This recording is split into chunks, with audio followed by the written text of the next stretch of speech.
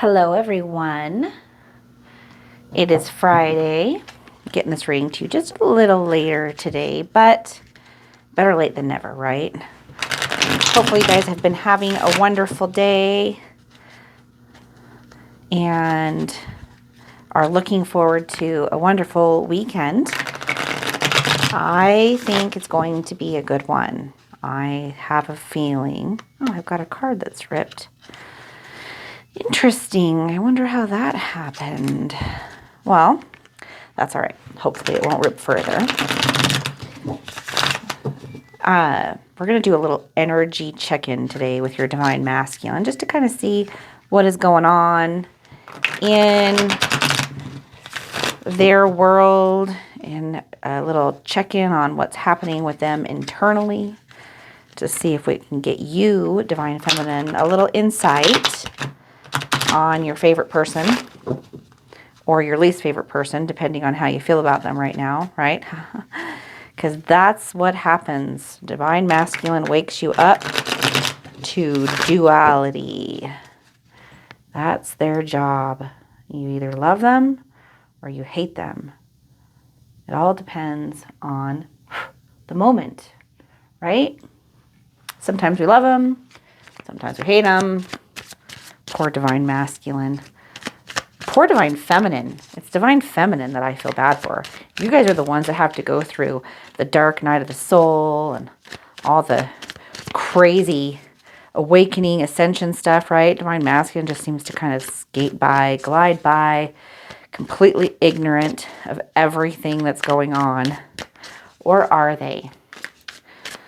Or are they? Maybe it's all just an illusion. Maybe. Well, this first card here is the purpose of the relationship. Okay.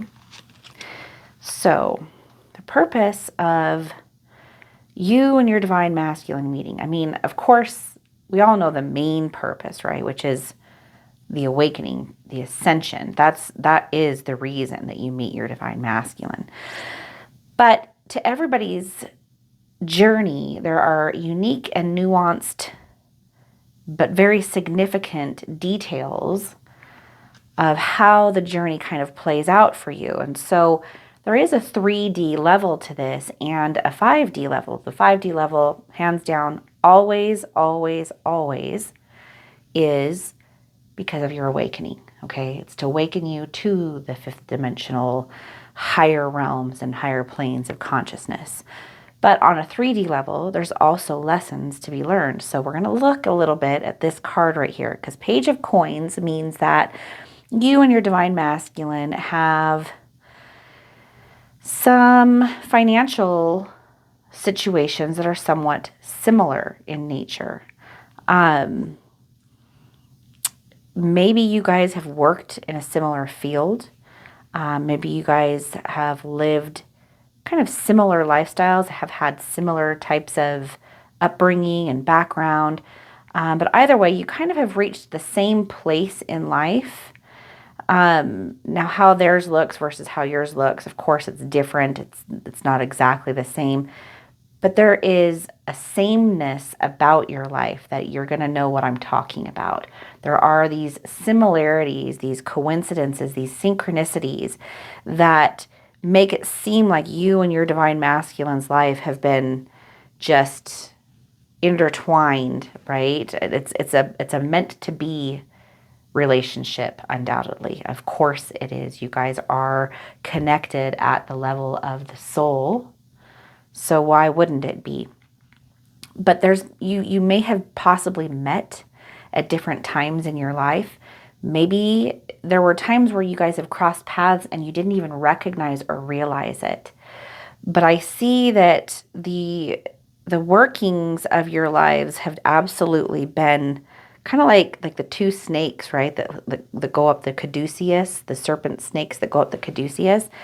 I see your paths as kind of like that, crisscrossing, going apart, crisscrossing, going apart over and over and over again.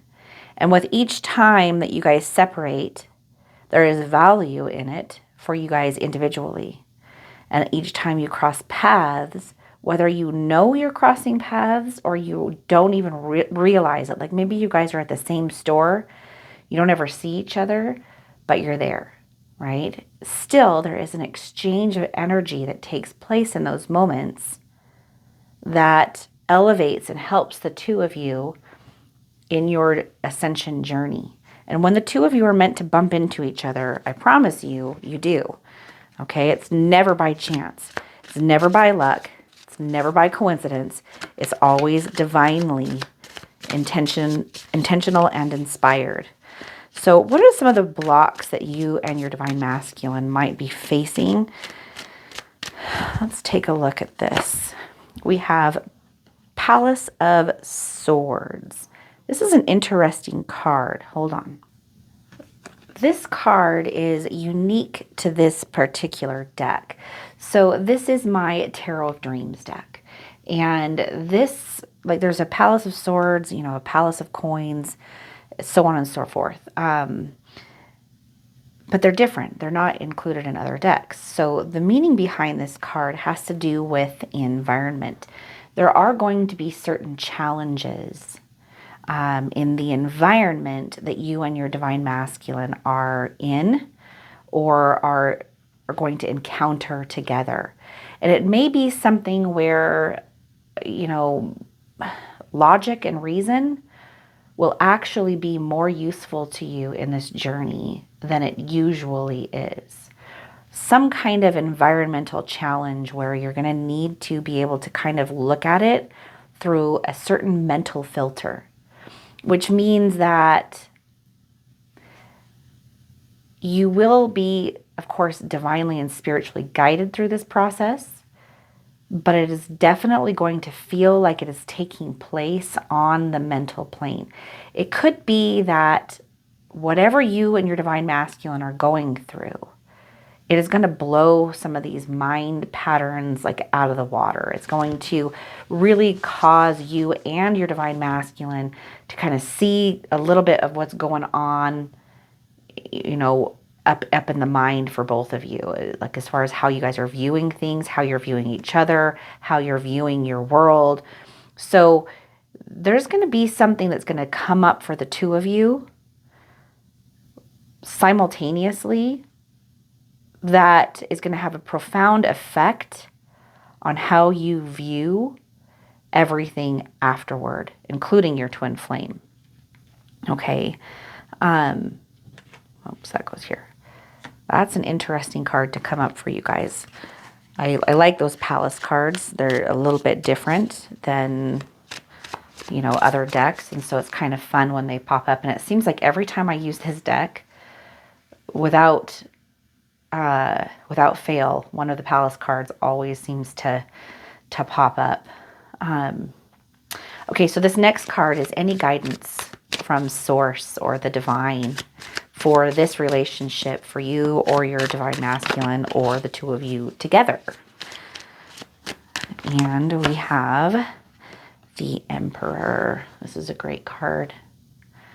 The Emperor.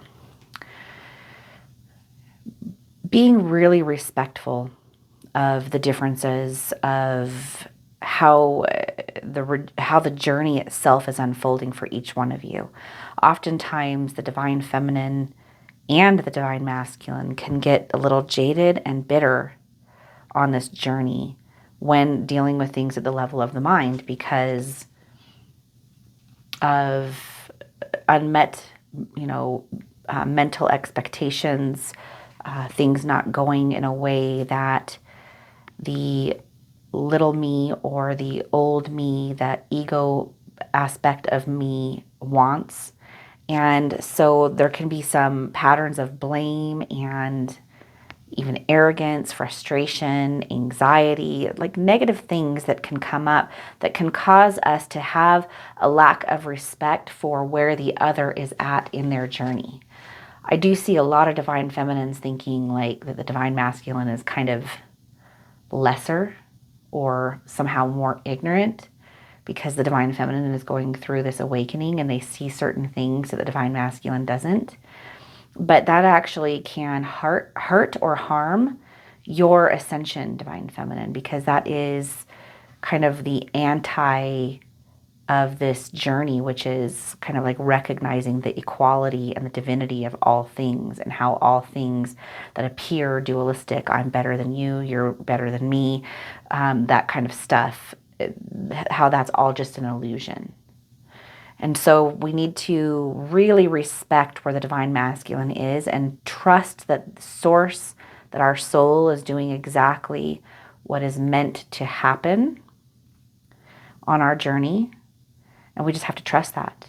That's the surrendering part, is believing.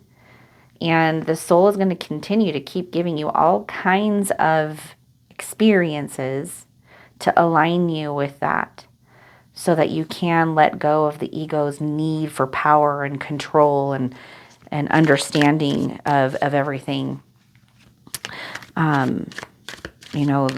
Once the universe kind of starts to reveal things, the mind calms itself down and eventually kind of just sort of fades off into the background, and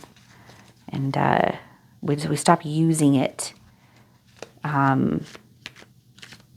over intuition, and intuition kind of moves in and starts to guide us, which is a much better compass in this world than the mind is. The mind is a wonderful tool, especially when you start to use it for powers of creation. But we can't use it properly until we understand how to use it. It's like holding a magic wand and not even realizing it, and conjuring up all kinds of things you don't want because you didn't realize that you were able to do that. And the mind is basically exactly like that, okay? So, probable outcome based upon current circumstances. What's going on? Where are you guys going? And for this, we have, interesting, another card that is not always in this deck. I'm going to look at something really quick because I want to make sure that I get the meaning of this card for you properly. So one sec, guys.